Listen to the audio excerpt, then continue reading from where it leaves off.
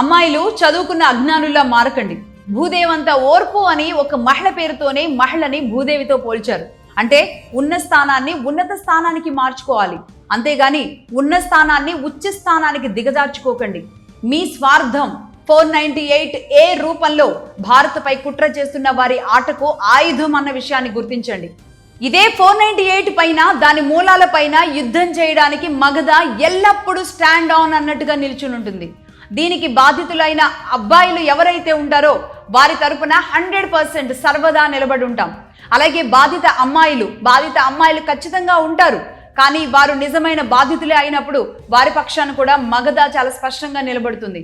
But 498Aని వాడుకోవాలని కుతంత్రాలు పన్నిన 498A అనే అస్త్రాన్ని వాడుకుని గత పాలకులు ఇచ్చిన ఆయుధాన్ని, లేదంటే డీప్ స్టేట్ పాలిటిక్స్ ఆయుధాలని ఈ చట్టాల రూపంలో వాడుకుని మగవాళ్ళని లేకుండా చేయాలని, మగవాళ్ళ పీచం అణచాలని, మగవాడి కోరలు పీకాలని దుర్మార్గంగా ఆలోచించే మహిళలని, వాళ్ళ కుతంత్రాలని ఎప్పటికప్పుడు ఎండగడుతూనే ఉంటాం.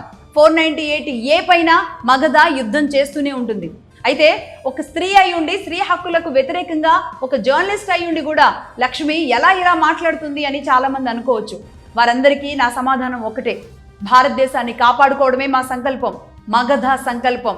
దీని వెనుక మూలాలలో ఉన్న సమస్యలని ఎండగట్టడం, ఆ సమస్యలని ప్రజాక్షేత్రంలో పెట్టడం, దీని వెనుక ఉన్న వాస్తవాలని అందరికీ అందించడమే మా ఉద్దేశం. 498A విషయంలో మగధ ఎప్పటికీ ఇలాగే నిలబడి ఉంటుంది.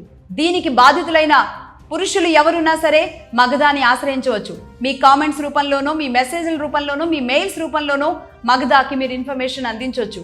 నిజంగా 498 ద్వారా ఎంతమంది అబ్బాయిల కన్నీరు ఎవరికి కనబడకుండా పోతుందో, మగవాడు నువ్వెందుకు ఏడుస్తావు అని ఎవరంటారో అని లోపల కుమిలిపోతున్న కుటుంబాలు, వారి కొడుకులు, వారి బాధలు, వాటన్నింటినీ బయట పెట్టడానికి నేను సర్వం సిద్ధంగానే ఉంటాను.